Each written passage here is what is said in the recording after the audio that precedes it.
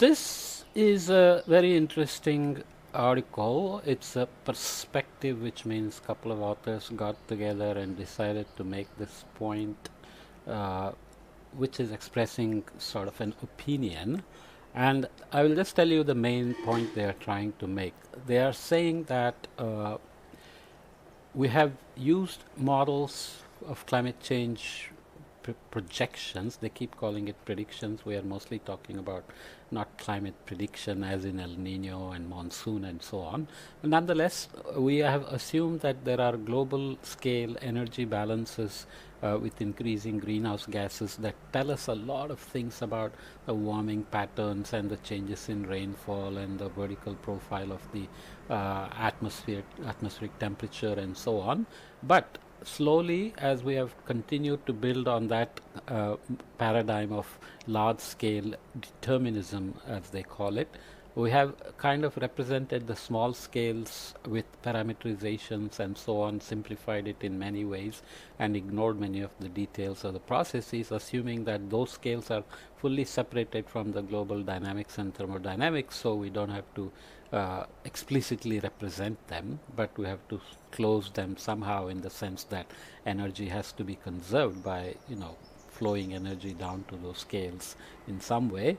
But this is now becoming an issue because the local impacts of climate change and local manifestations of global change in terms of rain and heat waves and whatever else are becoming more and more prominent, and people want to have more information on that rather than just global scale information.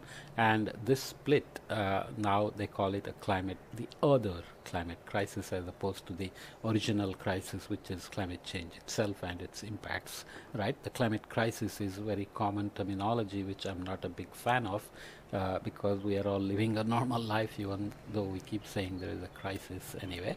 As Earth warms, so it's called the other climate crisis. As Earth warms, regional climate signals are accumulating. Some signals, for example, land warming more than the ocean and the Arctic warming the most, were expected and successfully predicted.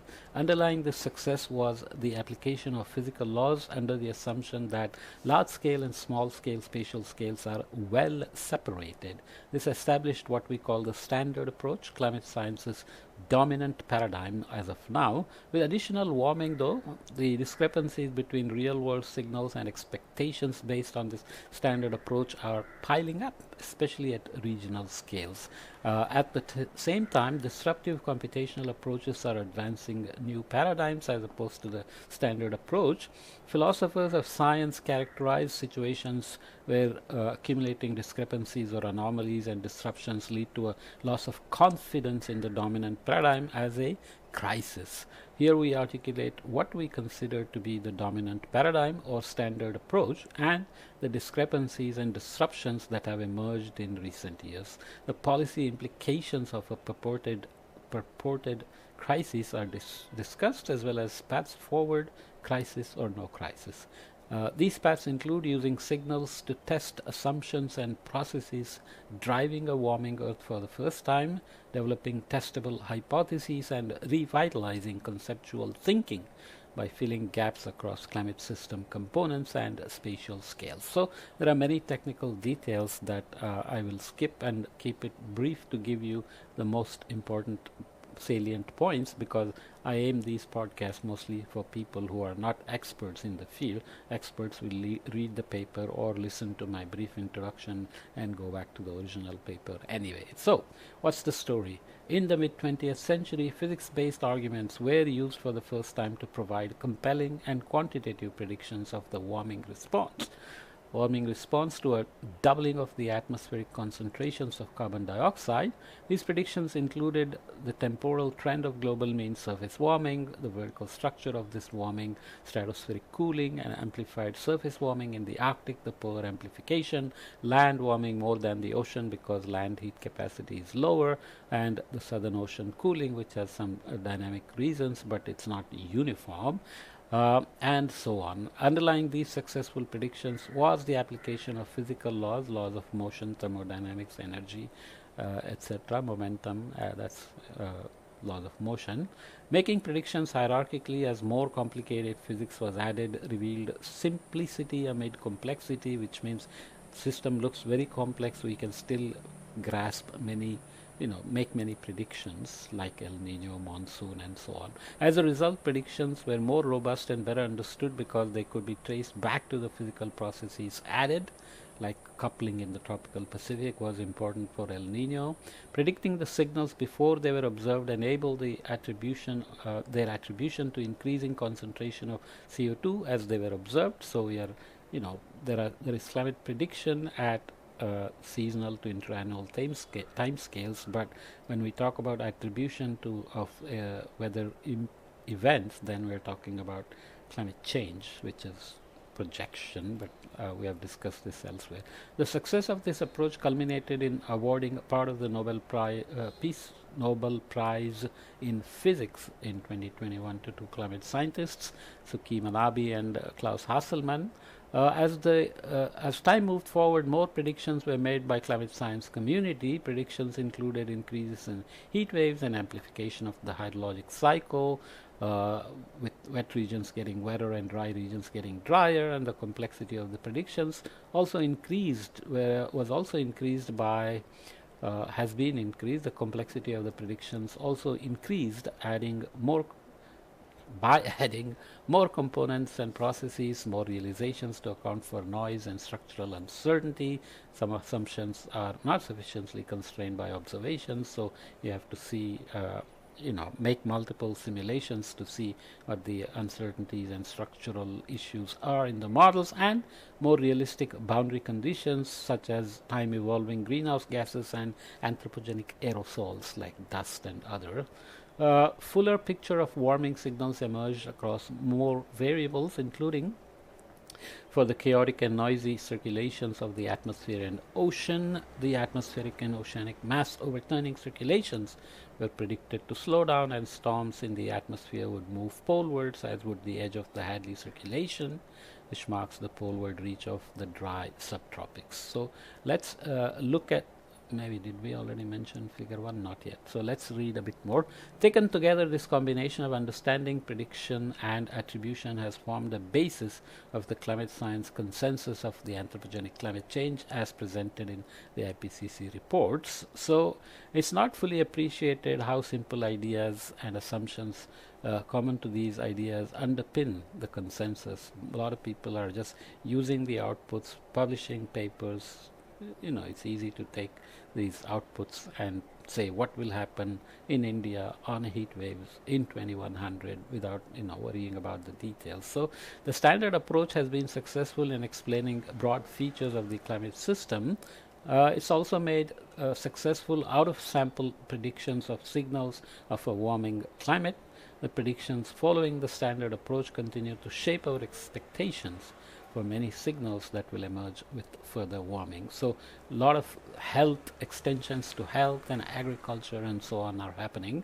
As climate change becomes manifest across a broader range of regions and variables, not all of the signals we see are consistent with our expectations following the standard approach. Discrepancies are in fact accumulating. For other signals, we have no expectations. Alongside these discrepancies, now computational approaches are challenging the assumptions and ideas used in the past. Some represent attempts to develop new paradigms even. Philosophers of science characterize this as crisis, as we said, a phrase being used to describe the state of particle physics where an inability to find new elementary particles is forcing physicists to revisit assumptions in their own standard models. Astronomy is also having similar issues of what to do with the Big Bang cosmology ideas and so on. We are different, climate science, because climate change is actually affecting people's lives and livelihoods on a daily basis. So our crisis will need an immediate response as opposed to continued explorations, right? So through a review of its development and accomplishments, the physical basis of our expectations of a warming climate is presented in the unified light of what we call the standard approach. Signs of a crisis that have emerged as discrepancies with and disruptions to this approach are identified, based on which we propose some path forward. So we already said that the large-scale determinism, or LSD, is the standard approach of climate science, and this is rooted in the application of fundamental laws of thermodynamics, such as the first law of thermodynamics, black-body radiation, and the Clausius-Clapeyron nonlinear relation between air temperature and humidity, and of course angular momentum and energy conservation, which constrain the basic features of the climate system and their response to increased greenhouse gases, as we'll see in a minute. The approach assumes large-scale determinism and is implemented theoretically and numerically. Of course, all the models are numerical. The basis of LSD is that processes related to small spatial scales can be determined or parameterized as related to small spatial scales can be determined or parameterized as diabatic heatings and torques dependent only on large spatial scales. So large scale gives you Hadley cell convergence and heating, and then convection happens at small scales, which you parameterize and you assume that gives us the global circulation completely. Thus LSD involves a small scale separation assumption similar to the assumption underlying an effective field theory. Right. So just jump to the figure. Radiative convective equilibrium is the dominant paradigm of understanding the solar forcing and outgoing long wave radiation in even the natural climate. Energy comes in, heats everything, then the atmosphere and ocean respond, evaporation, heating, convection, circulation, meridional cells, and so on. Easiest way to learn these things is to do a global mean and look at the mean temperature profile and the deep convective heating, which is shown here. But if you do the longitudinal mean, which is also very common when we want to learn about the meridional circulation of the atmosphere has no boundaries, so you can easily do a zonal mean and look at the meridional section. So equator to the pole here in the northern hemisphere. Deep tropics of course have the convection, which is again related to the large scale circulation. You have radiative heating in the clear skies, so subsidence and edge of the Hadley cell, and then you have storm tracks, hydrodynamic instabilities, baroclinic instabilities, eddies, and so on that have to do the energy transport. Then you have the polar cell, and then you have a kinematic link here with the Ferrel cell. So you have the jet here, the waves, radiative heating, convective heating. So you have storm track here and the ITCZ here. You can do more with the longitudinal variability as well, but now you add the ocean, maybe just as a mixed layer for simplicity. So ocean circulation, if you allow heat transport, sometimes people just prescribe the heat transport and do slab mixed layer, many details. So you still now have subtropical high, tropical low, storm tracks here, orography, rainfall, and of course you have complicated zonal circulations as well, the Walker cell here and the mid-latitude circulation and so on. Of course Earth's rotation is always important because it pretty much determines everything in terms of what is unique about fluid flow in a lab versus at the planetary scale, right? So you get the idea of how we have built these models. So that amounts to the so-called radiative convective equilibrium, or RCE. Okay, where LSD is large-scale determinism, RC is radiative convective equilibrium, and you can of course extend that idea to then increase CO2. So let's look at this figure ahead of time and we'll read the box in a minute. So here you are looking at the standard, and then you are increasing CO2 or changing CO2, let's say 150 ppm, which was long time ago. We started the industrial revolution with about 280 ppm. We have gone past 300 now to 420, 430. We are heading towards higher levels, so you can easily ramp the CO2 up in the model. And obviously you get more and more surface warming, and the lapse rate response can give you a negative feedback in the sense, if you increase the temperatures above, you can obviously increase the outgoing long wave radiation. So we have to figure out whether there is a negative feedback or positive feedback, but either way we know that CO2 has been increasing and warming has been increasing, so obviously the negative feedback is not strong enough anyway to modulate the warming. But you can look at longitudinal mean idealized continents with mixed layer ocean, or full dynamic ocean as well. So here you are increasing the physical complexity and dimensional hierarchy. You get many things looking right even in this simplified case, and you can learn a lot by doing this, because these are very cheap to run, and they help you also with paleoclimate studies where you don't need the deep longitudinal details and so on.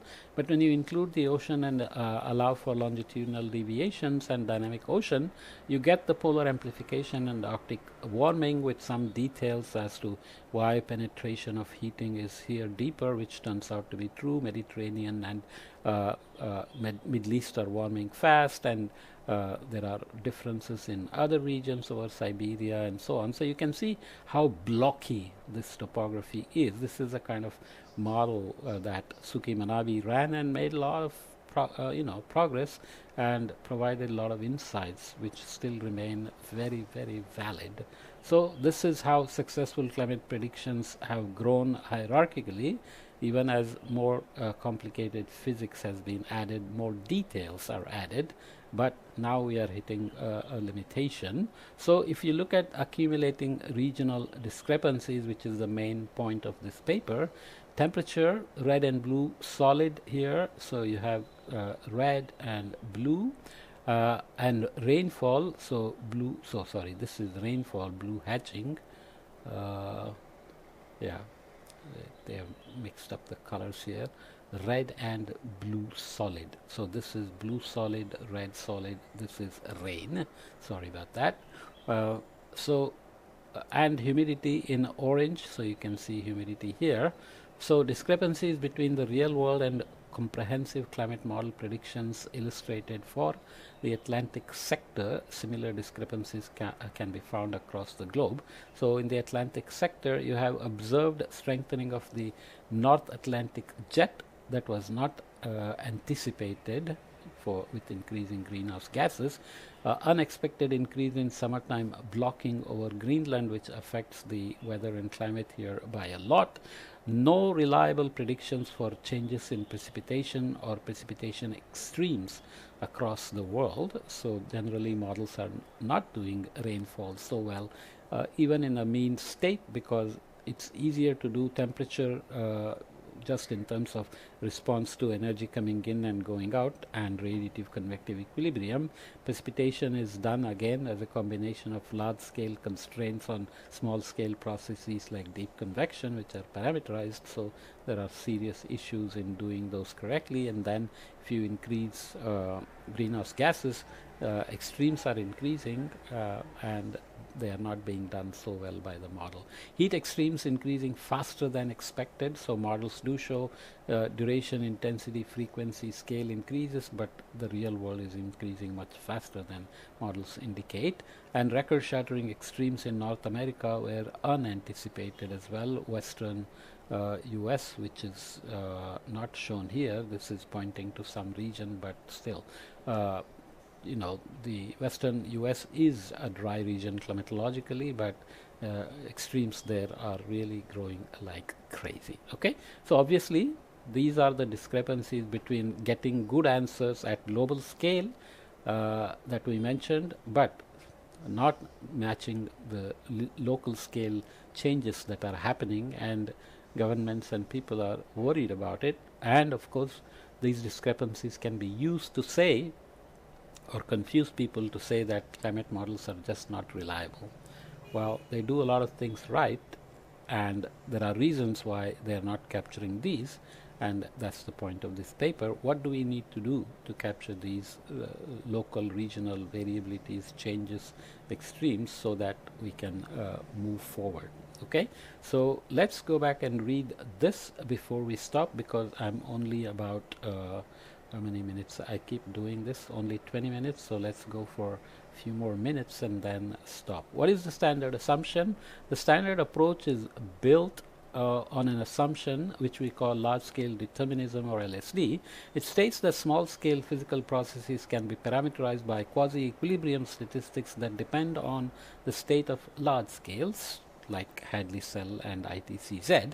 Small ITCZ is full of popcorns, very high frequency small scale processes. Small scales are important but have no agency in the global climate circulation, etc., and energy and momentum flow in one direction from large to small.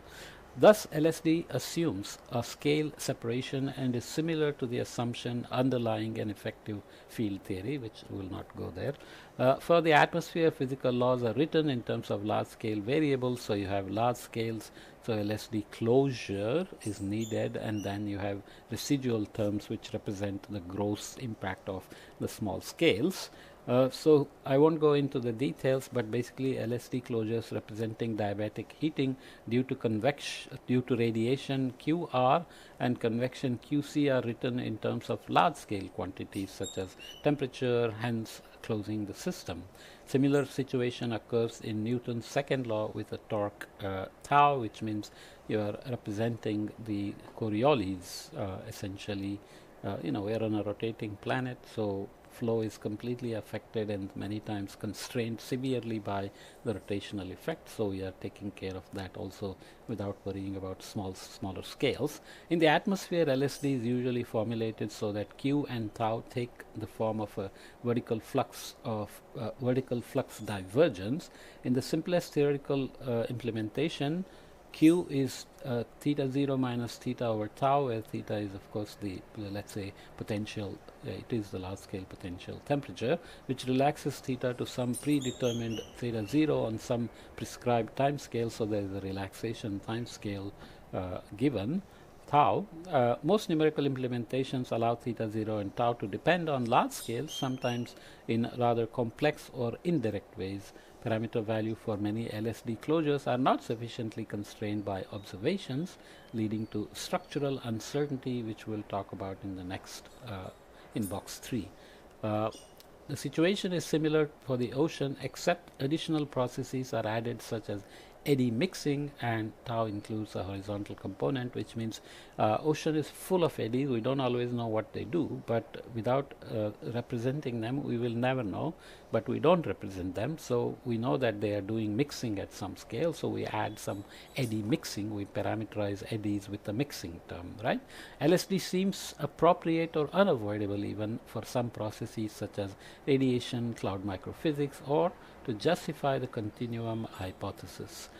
These all involve a clear scale separation between the photons, particles or molecules, and the smallest scales over which fluid dynamical processes vary. Let's say in convection, or in the ocean it's sinking, in the atmosphere it's rising. The consequences of using LSD to represent the scale interactions characteristic of fluid dynamical processes, such as those that arise in deep moist convective instability, gravity waves in the atmosphere, or eddies in the ocean, are less clear. The consequences are less clear. For deep moist convection, LSD is certainly problematic because small scale convective instabilities are known to destabilize the large scale tropical circulation. This small to large scale coupling is completely neglected by LSD, leading to a scale coupling problem. Successful climate predictions following the standard approach, we looked at figure 1 and 2, show that LSD has some validity for global to planetary scale, global mean, equator to pole contrasts, global means, equator to pole contrasts, land versus ocean contrasts, etc. are well done. However, systematic model biases and accumulating discrepancies, particularly in the tropics, may indicate limitations to the large scale determinism for regional predictions. Testing the validity of LSD using observations has been a challenge for decades because measuring how small scale processes couple to large scales is difficult, although there has been some recent progress. Disruptive computational approaches are opening new doors. These approaches are being used to improve LSD closures, to better represent scale coupling, and to quantify the impact of large scale determinism assumption. Okay, so we already looked at this and we looked at this. Maybe we'll come back and look at box 2 about what disruptive computational approaches are being taken. There is a lot of details in the paper about the models that are used and various processes that are done well and then not done well because of missing smaller scales and so on. I'll skip all of those and leave it here. Hopefully we'll finish it in just one more podcast. I think we should be. I don't want to rush it, but I want to also carry the most salient points to you so that you don't have to read the paper if you don't want to. But if you want the details, it's a very nice paper that you should go back and read. Okay, so let me leave this here and then we'll come back and do the second part. Okay.